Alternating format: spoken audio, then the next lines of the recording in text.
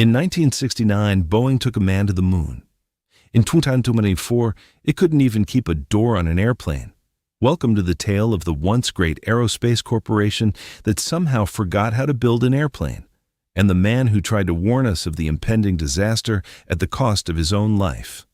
Until the late 1990s, Boeing was virtually sacrosanct.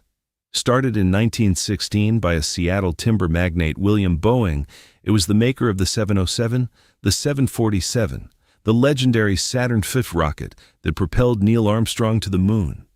Executives walked the assembly lines. They knew the names of all their engineers. According to one apocryphal story, there once was a Boeing exec who, upon leaving the 727 plant, realized he had grease stains all over his $100,000 suit. Not a single soul at Boeing batted an eye, because that was the spirit of Boeing, the obsessive dedication to asking only one question: is this thing going to fly safely? And by 1996, Boeing was flying more than anyone else on Earth, controlling 60% of all new planes built globally, with Airbus holding 35%, and Boeing's rival McDonnell Douglas, once Boeing's archenemy, struggling with mere 5% of the market. And then Boeing made a deal that would ultimately spell its doom. It's August of 1997. Boeing's CEO Phil Condit announces a merger. Boeing buys McDonnell Douglas for a whopping $13.3 billion. Now, on paper, McDonnell Douglas gets bought out. But in reality, McDonnell Douglas execs, schooled in the art of cost cuts and stock buybacks, take over the boardroom. And thus was born the industry joke, destined to come back to haunt Boeing for the next quarter century. McDonnell Douglas bought Boeing with Boeing's money. What happened after seemed inconsequential at the time. In 2001, Condit moved Boeing's HQ from Seattle, where the engineers worked, to Chicago.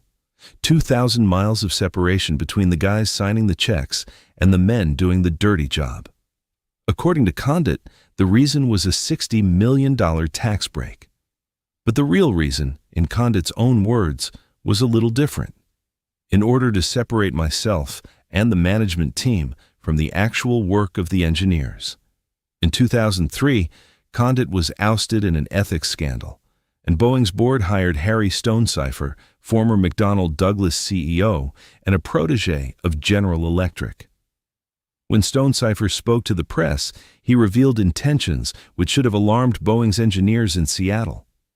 When people talk about me changing the culture of Boeing, that is absolutely correct, so that we can be run like a business rather than a great engineering company. 3 years later, Boeing's CEO Jim McNerney, a veteran of 3M, the maker of tape dispensers with no experience in aircraft engineering, becomes Boeing's president and CEO, the first man in Boeing's history ever to run the company without knowing anything about airplanes. He wouldn't be the last. The playbook was simple from this point forward. Don't develop new aircraft, upgrade existing ones, outsource manufacturing, repurchase stocks to boost your share price, send the dividends to Wall Street, and hope the engineers in Seattle don't notice anything amiss. Because the guys in Seattle were shocked watching the company that put a man to the moon turn into a financial engineering enterprise running on airplanes as a side hustle. Then, in 2010, the bomb exploded. Airbus came out with a brand new fuel-efficient single-aisle A320neo. And American Airlines, Boeing's long-standing customer, declared they'll purchase 460 of these planes. At Boeing's Chicago HQ, Panic. Developing a new plane from scratch would take Boeing 10 years and $12 billion. So Boeing's execs came up with a decision which would later kill 346 people. Bolt more efficient engines to the airframe designed in 1964 and pretend that this is the new plane. Thus, the birth of the 737 MAX.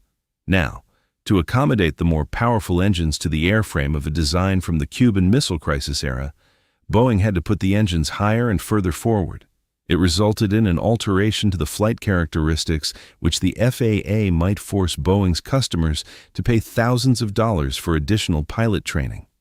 And that's when Boeing's engineers devised an elegant solution, the so-called Maneuvering Characteristics Augmentation System, MCS. A piece of software which will, under certain conditions, automatically push the nose of the airplane towards the ground, without alerting the pilots of their fate. They didn't put MCAS in the manual, didn't train the pilots, certified it as a minor update. Because hey, when did we start caring about such details? October 29, 2018, Lion Air Flight 610 departs from Jakarta. 12 minutes into the flight, the plane plunges into the Java Sea at a speed of 450 millimeters. 189 people dead. Boeing's official statement, pilot error. Boeing 737 MAX, the company says, is one of the safest planes ever built. March 10, 2019. Ethiopian Airlines Flight 302 departs from Addis Ababa. 6 minutes into the flight, it crashes into the Ethiopian soil at over 700 kilometers. Another 157 people dead. Same plane, same MCAS, same airplane as one of the safest planes ever built. 346 dead. 5 months. Global grounding for 20 months. Boeing CEO Dennis Muilenburg, engineer by profession and the last engineer to ever lead Boeing, gets fired. Amidst the storm of scandals surrounding Boeing and 737 MAX. And then, on January 5, 2024, Boeing received a bill for its sins. 5:07 p.m. Pacific Time. Alaska Airlines Flight 1282 leaves the runway at Portland International Airport. 71 souls aboard. 6 minutes into the flight, at an altitude of 16,000 feet, a large rectangular part of the plane's fuselage blows off into the night sky. A teenager's shirt rips off his chest. Cell phones, tablets, and an entire panel of the interior are sucked out of the airplane's skin. Miraculously, seats immediately adjacent to the damaged area are empty. Pilots land the plane safely.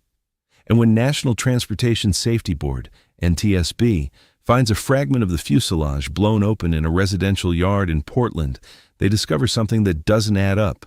4 bolts, which held the panel to the fuselage, have never been installed. Boeing, when requested by the U.S. Congress for the manufacturing logs showing how those bolts got installed, says it can't seem to find them anywhere. 2 months later, on March 9, 2024, precisely 5 years since the Ethiopian Airlines disaster, Boeing's quality manager John Barnett dies from a single shot fired through the head in his pickup truck in the Charleston, South Carolina parking lot. John Barnett worked for Boeing for 32 years. 7 years prior to his death, he started telling the FAA, the New York Times, and a Netflix documentary that Boeing doesn't care anymore about making the planes airworthy. And his final interview, a few days before his death, included one ominous quote. "This is not a 737 problem. This is a Boeing problem." John Barnett was scheduled to testify as a witness in his wrongful termination lawsuit the next day. His attorneys, who saw him in excellent shape the day before the murder, insisted that the police keep investigating his death, as it turned out to be a suicide. John Barnett's lawsuit is continued by his estate, and Boeing, as we speak, stands at the brink of ruin. Stock price down more than a quarter since the start of the year. Third CEO fired in as many years. Justice Department investigates Boeing on multiple fronts. FAA sets an upper limit on how many 737 MAXs Boeing can produce. Pentagon considers Boeing untrustworthy to handle national defense contracts. In 2024, Airbus delivers a record-breaking 766 aircraft. Boeing, only 348 aircraft. An American champion that put a man on the moon, produced the 747, and made the jet age possible, delivers fewer airplanes in a year than its competitor Airbus in 6 months. The factory floor in Renton is littered with unfinished 737 planes. Investigators are still finding loose bolts. For the 80 years of Boeing's existence, Boeing has been run by men wanting to make the best airplane in the world. Until 25 years ago, Boeing was led by men wanting to make the best airplane in the eyes of Wall Street. The first kind made empires. The second one installed 4 bolts. Forgot one. The next case file drops Wednesday. Subscribe so you don't miss the following developments.